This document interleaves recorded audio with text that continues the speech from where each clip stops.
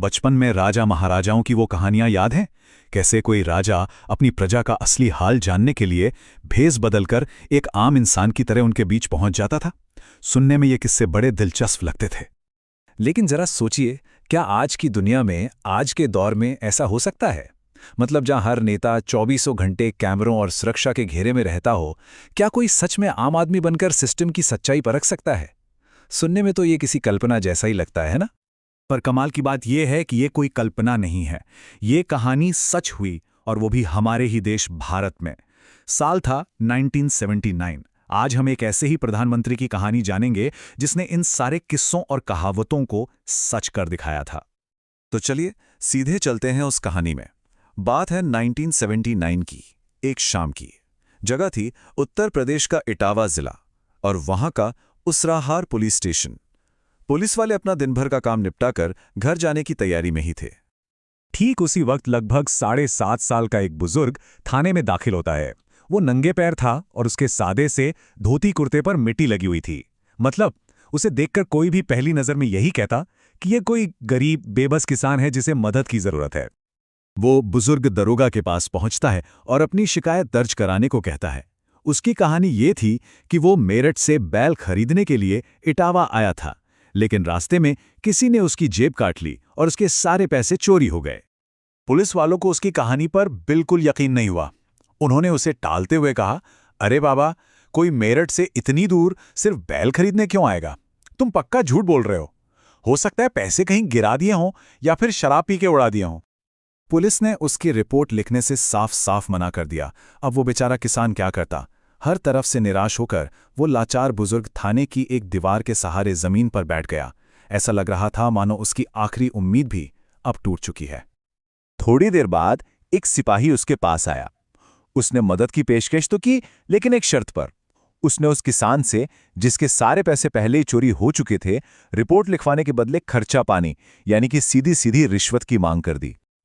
और बस यहीं से कहानी ने एक ऐसा मोड़ लिया जिसने सब कुछ बदल कर रख दिया। एक ऐसा खुलासा जिसने उस पूरे पुलिस स्टेशन को हिलाकर रख दिया। तो हुआ ये कि उस लाचार किसान ने रिश्वत देने के लिए हामी भर दी। उसकी शिकायत लिखी गई और फिर कागज उसके सामने दस्तखत करने के लिए बढ़ा दिया गया। अब बस एक आखिरी कदम बाकी था। अब देखिए, उस जमाने में गांव के थानों में ज्यादातर लोग तो अंगूठा ही लगाते थे, पर इस किसान ने कागज पर बाकायदा अपना दस्तखत किया, अपना नाम लिखा। लेकिन बात यहीं खत्म नहीं हुई। दस्तखत करने के बाद उसने वो कागज वापस अपनी तरफ खींचा और अपने मैले से कुर्ते की जेब में हाथ डाला। पुलिस वाले हैरान थे कि अब ये क्या ढूंढ रहा है। उसकी जेब से कोई अंगूठा लगाने वाला पैड नहीं निकला, बल्कि जो चीज निकली वो थी एक आधिकारिक सरकारी मोहर। ये देखते ही वहां मौजूद पुलिस वालों के कान खड़े हो गए। उस बुजुर्ग ने स्टैंप पैड पर मोहर लगाई और खटाक से अपने दस्तखत के ऊपर उसे लगा दिया। जब पुलिस वाले ने झुककर उस कागज को देखा तो उसके तो पैरों तले जमीन ही खिसक गई। मोहर पर साफ साफ लिखा था, चौधरी चरण सिंह, प्रधानमंत्री भारत सरकार। जी हाँ, वो लाचार दिखने वाला किसान असल में देश का प्रधानमंत्री था। पर सवाल ये उठता है कि आखिर देश के प्रधानमंत्री को ये सब करने की जरूरत ही क्यों पड़ी? असल में प्रधानमंत्री बनने के बाद चौधरी चरण सिंह के ऑफिस में उसराहार इलाके के किसानों की कई शिकायतें पहुंची थीं। इन चिट्ठियों में लिखा था कि पुलिस वाले जमीन पर कब्जे जैसे गंभीर मामलों में भी बिना रिश्वत लिए रिपोर्ट तक नहीं लिखते। तो प्रधानमंत्री ने फैसला किया कि इन आरोपों की सच्चाई वो खुद जाके परखेंगे। तो उन्होंने क्या किया? पास में ही उनका एक सरकारी दौरा था।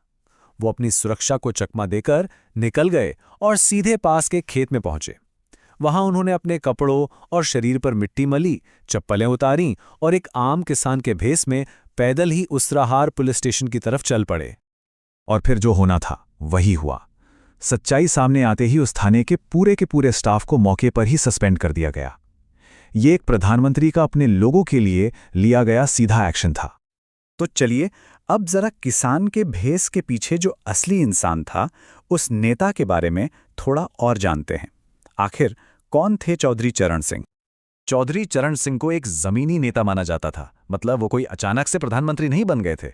इस पद पर पहुंचने से पहले वो उत्तर प्रदेश के मुख्यमंत्री रहे थे और भारत सरकार में गृह मंत्री, वित्त मंत्री और उप प्रधानमंत्री जैसे बड़े पदों की जिम्मेदारी भी संभाल चुके थे।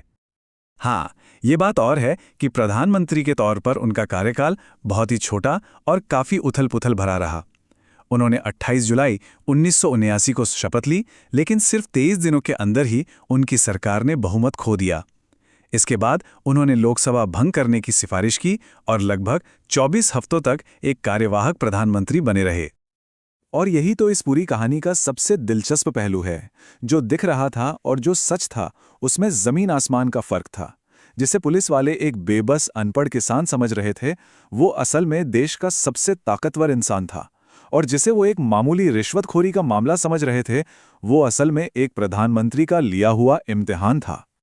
तो आखिर में हम कह सकते हैं कि भले ही चौधरी चरण सिंह बहुत लंबे समय तक प्रधानमंत्री नहीं रहे, लेकिन उनका ये एक काम ही उनकी पूरी विरासत को बताने के लिए काफ़ी है। ये घटना उन्हें एक ऐसे नेता के तौर पर हमेशा के लिए स्थापित कर गई, जो सत्ता के सबसे ऊंचे पद पर बैठकर भी जमीन से जुड़ा रहा। और जाते जाते ये कहानी आज के लिए भी एक बहुत बड़ा सवाल छोड़ जाती है। आज के डिजिटल गवर्नेंस के युग में, जब नेता और जनता के बीच की दूरियां शायद और बढ़ गई हैं, तब जमीनी हकीकत को समझने का असली तरीका आखिर क्या हो सकता है?